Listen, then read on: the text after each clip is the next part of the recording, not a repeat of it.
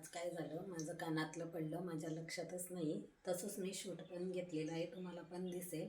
नंतर माझं लक्ष गेलं, असं हात लावून बघितलं मी तर कानात नव्हतं, पण सापडलं ते घरामध्येच होतं. तसेच मी बाहेर पण जाऊन आले, बाहेरचे फुलं पण घेऊन आले, हळदीचे लेपन पण मी तसंच केलं. तुम्हाला पण दिसेल, कारण मी ते शूट घेतलेलं आहे, नंतर ते तुम्हाला दिसणार आहे. आता घेते घालून, त्यामुळे मी कानातले घालत नाही ताईंनो, कारण माझ्या लक्षात राहत नाही. एका कानात आहे माझ्या आणि दुसऱ्या कानामध्ये नाही आहे. आणि मिस्टरांनी पण मला सांगितलं नाही की तुझ्या कानातलं कुठं आहे म्हणून, त्यांचं पण लक्ष नसतं.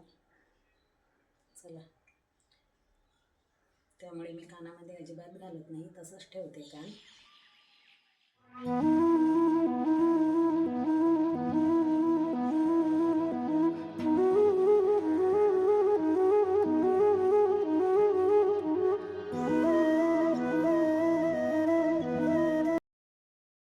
खालच्या झेंडूला जी फुलं आलेली आहे छोटी छोटी, ती फुलं आज देवांसाठी तोडलेली आहे.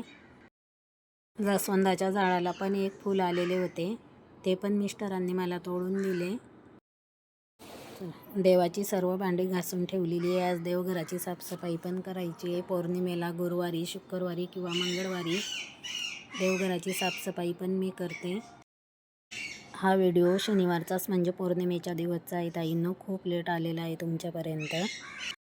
उंबरठ्यावरती जी रांगोळी आहे ती मी कशी भरते ते पण तुम्हाला दाखवते. सुक्या कापडाने पहिले हळदीचे लेपन पूर्ण काढून घेते, त्यानंतर पाणी टाकून उंबरठा स्वच्छ धुवून घेते आणि परत सुक्या कापडाने उंबरठा पुसून घेते. देवघरामध्ये जो छोटा जाळू आहे, देवघर जाळण्यासाठी मी तो जाळू वापरते. त्याच जाळूने बाहेर जी रांगोळी काढलेली आहे ती पण मी भरून घेते आणि खाली जी झाडं लावलेली आहे त्या झाडामध्ये टाकते, कारण इकडं तिकडं टाकायची नाही. आपण त्याला लक्ष्मीच्या स्वरूपामध्येच रांगोळी काढलेली असते. रांगोळी काढून झाली की लगेच उंबरठा धुवून घेते आणि दारामध्ये पण पुसून घेते. पौर्णिमेला पण मी हळदीचे लेपन काढते ताईंनो. दारामध्ये हळदीचे लेपन मी पहिले काढून घेतले. लेपन सुकल्यानंतर त्यावरती रांगोळी काढली. रांगोळीवरती हळदी कुंकू टाकायचे असे म्हणतात आणि रांगोळी दिसायला पण छान दिसते हळदी कुंकू टाकल्यामुळे.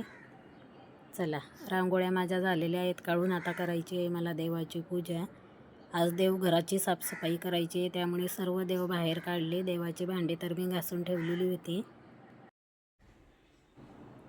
कवड्यांच्या खाली जे तांदूळ ठेवतो ते तांदूळ, धनलक्ष्मी कुंचनमध्ये जे तांदूळ भरते ते तांदूळ, कळसाच्या खालचे तांदूळ, कासवाच्या खालचे तांदूळ, सर्व तांदूळ मी आज नवीन टाकलेले आहे, कारण पौर्णिमेला किंवा अमावस्येला तांदूळ बदलतात. आपल्या देवघरामध्ये कुलदेवतेच्या नावाने ज्या कळसाची स्थापना केलेली असते त्या कळसावरचे नारळ बदलायचे असेल तर अमावस्येला किंवा पौर्णिमेला ते नारळ आपण बदलू शकतो. कशी वाटली तुम्हाला माझी आजची पूजा? आज फुलं नाही मिळालेली, खाली जी झेंडूला फुलं होती तीच आज फुलं आणलेली आहे. हळदीचे लेपन, दारातली रांगोळी सर्व माझं झालेलं आहे. अमावस्येला पौर्णिमेला मी हळदीचे लेपन करते. गुरुवार मंगळवार हे तर तुम्हाला माहिती आहे, तुम्ही पण करत जाता येईन. तुम्हाला फरक जाणवेल. मी पण पहिले करत नव्हते, पण 7-8 वर्षापासून मी हळदीचे लेपन करते. चला, देवघरामधले आज तांदूळ पण बदलले, तुम्हाला तर सांगितलेलं आहे. अमावस्येला पौर्णिमेला बदलत जाता ताईंनो. आणि जो कासव आहे तो पण मी तांदूळामध्येच ठेवते. जे श्रीयंत्र आहे ते पण मी तांदूळामध्येच ठेवलेलं आहे.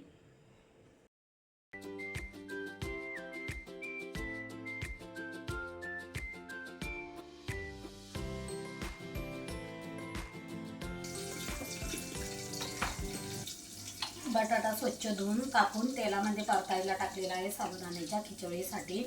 शेंगदाणे पण मी भाजून घेतले, शेंगदाण्याचं कूट पण केलं. आज मिक्सरमध्येच कूट केलं ताईंनो, का तर मला मिक्सरच्या भांड्यामध्ये चटणी पण करायची होती, त्यामुळे मी मिक्सरमध्येच आज कूट करून घेतलेला आहे. आणि जो आपण रात्रीच साबुदाणा भिजत घातलेला होता त्यामध्येच मी शेंगदाण्याचं कूट पण टाकून दिलं. देवाची पूजा पहिले करून घेतली, त्यानंतर स्वयंपाक केला.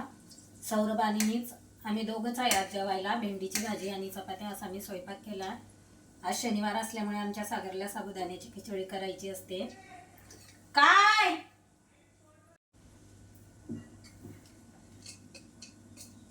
साबुदाणा मी रात्रीच टाकलेला होता भिजायला, त्यामुळे छान असा भिजलेला आहे.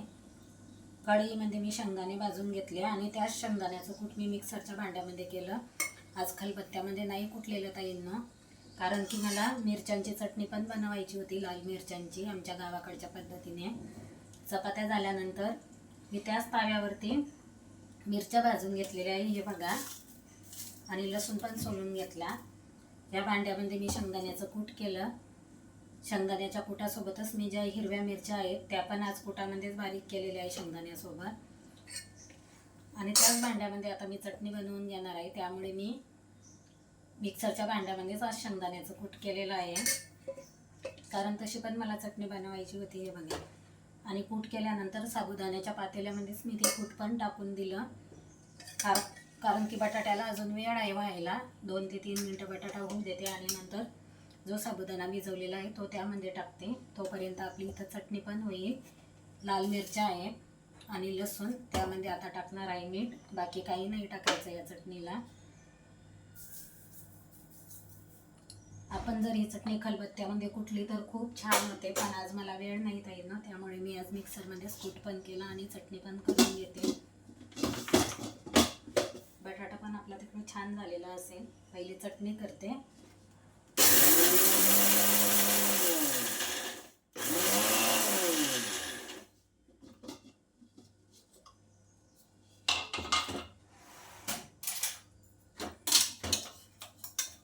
जास्त बारीक करायची नाही आहे चटणी, त्यामुळे चव लागत नाही. थोडी आपण जाडसर ठेवली तर खूप भारी लागते. बघा, अजून 1 अर्धा मिनटं त्याला फिरवून घेते, म्हणजे छान चव येईल. ह्या चटणीमध्ये लसूण खूप टाकायचा, लसणामुळे वास पण छान येतो आणि चव पण छान लागते. अशी मी बनवून ठेवते, का तर माझ्या मिस्टरांना चटणी लागते ताईंनो, त्यांना सवय आहे. त्यांना भाजी जरी नसली तरी चटणी जरी दिली तरी ते खातात. बटाटा पण छान शिजलेला आहे. चारी बाजूनी तेलामध्ये याला छान परतून घ्यायचा. हे म्हणा, जे शेंगदाण्याचं कूट केलेलं होतं ते पण मी साबुदाण्यामध्ये इथं टाकून दिलेलं होतं, कारण दुसऱ्या भांड्यात मी काही काढलं नाही, त्यामुळे आपले भांडे पण कमी पडतात.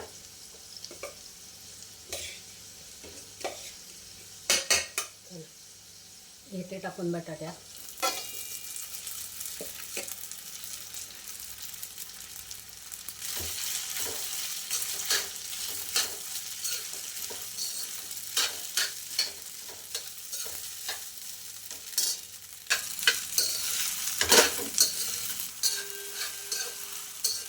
छान अशी मोकळी मोकळी झालेली आहे आपली खिचडी.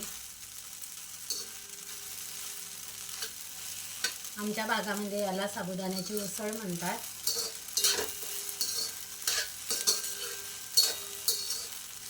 म्हणजे माझ्या सासरी उसळ म्हणतात.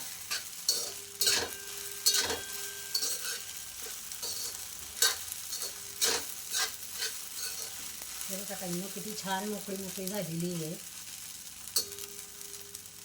भारी होते अशी पण आपण जर मिरच्या शेंगदाण्यामध्ये बारीक केल्या तर. झाकण ठेवते आणि 2 मिनिटं तसंच ठेवणार आहे. साबुदाणा खूप जास्त झालेला, आता उरलेला जो साबुदाणा आहे तो आता मी फ्रीजमध्ये असंच ठेवते, कारण मुलांना नाश्त्याला करून देता येतो. आणि तसं पण आमच्या सासरीला खूप साबुदाणा आवडतो, त्यामुळे मी दर शनिवारी करते.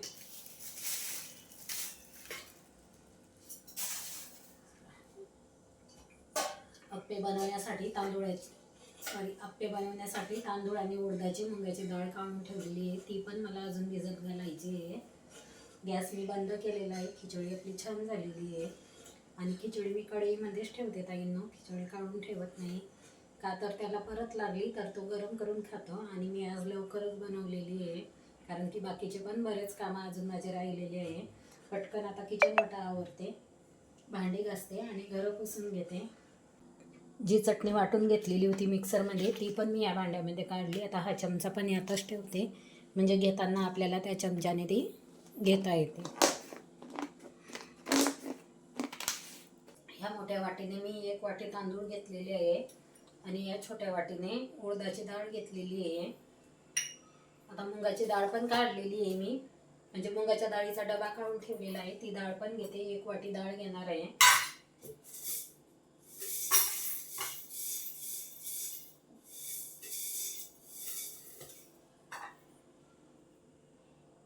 हे बघा, 1 वाटी मुगाची डाळ घेतली. आता हे स्वच्छ 2 ते 3 पाण्याने धुवून घेते आणि भिजत घालते. डाळ मी जास्त घेतलेली आहे, का तर ते पुढे मी तुम्हाला सांगणार आहे. त्या डाळीपासून मला मुगाच्या डाळीचा डोसा पण बनवायचा आहे, त्यामुळे मी ती जास्त घेतलेली आहे. जी उरलेली डाळ आहे ती पण मी टाकून देते, का तर तशी मुगाची डाळ मुलं खात नाही. डबा पण घासायला टाकून दिला मी. असे जर डबे मोकळे झाले तर लगेच मी घासायला टाकते. मिठाच्या ज्या बरण्या असतात, मिरची पावडर मिठाच्या ज्या खाली होतील त्या लगेच घासून टाकायच्या, त्यामुळे जास्त चिकट होत नाही.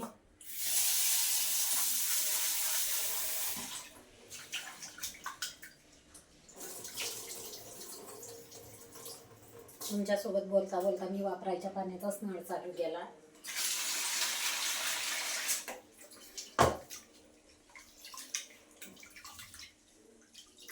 पहिला ठेवलेला आहे